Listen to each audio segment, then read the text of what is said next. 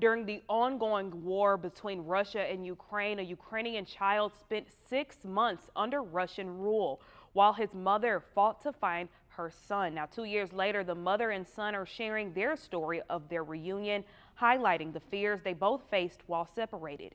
KSLA's Kim Nagomo sits down with them and learns about the dangers Ukrainian children are facing. Alla Yatsentyuk sent her child to what she thought was a summer camp, hoping her 11-year-old son, Danilo, would get a 2-week break away from the dangers of war between Russia and Ukraine. But after 2 weeks, Danilo didn't return. The only thing that kept me going through all of this is some kind of communication with Danilo. So I knew that he was alive and he was healthy, he was fine. Danilo was at the camp for half a year. He says the camp administration tried to indoctrinate him.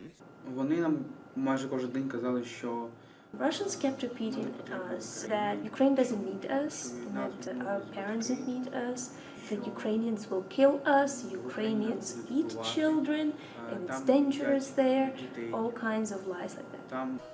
And Danilo thought he would never see his mother again. We were threatened to be taken to the orphanage, and we were threatened to be imposed with Russian citizenship. Alla reached out to Save Ukraine, an organization dedicated to rescuing children held captive. She spent months preparing for the journey to save her son. Danilo and Alla are from the city of Kherson in Ukraine. Danilo was trapped in the Crimean Peninsula just south of the city. Alla would have reached him within hours by traveling across this bridge here. However, Russians had bombed that bridge, forcing Alla to travel around Ukraine to get to that spot.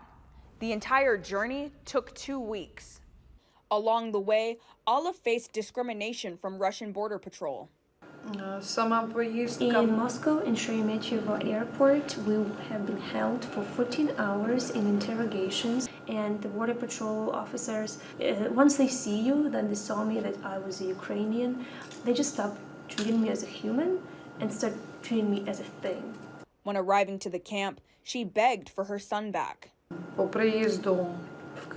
I had to tell that I am very grateful to Russia and tell them that it was my fault, not Russia's fault, and that it was Russia who helped me retrieve this child, not Ukraine. I was ready to say anything.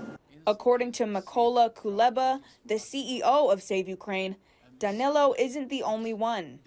Thousands of children like on the 21st, this Sunday before Christmas, we're going to have an all-generations choir. They've started. They can show up Wednesday night at 6. For now, we saved 1,030 kids, but still, it's a drop in comparison of how many kids still they're being hostage. That's what. 2 years later, the family made their way to Cyprus Baptist Church in Benton, where they received an overwhelming amount of support. Church patrons rallying together, donating $6,000 for Save Ukraine. You know, it's real God's love in action for us. Yes. You know, and it's great start through your support, Pastor, and it will help us to move forward and rescue more kids and heal their trauma. Yeah. For the family, their visit to a Benton church motivates them to keep sharing their story.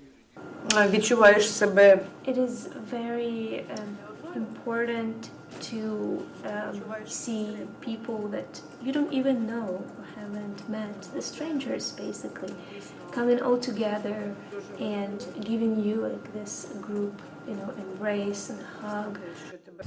In Benton, Kim Nagomo, KSLA News 12. I can take the photo.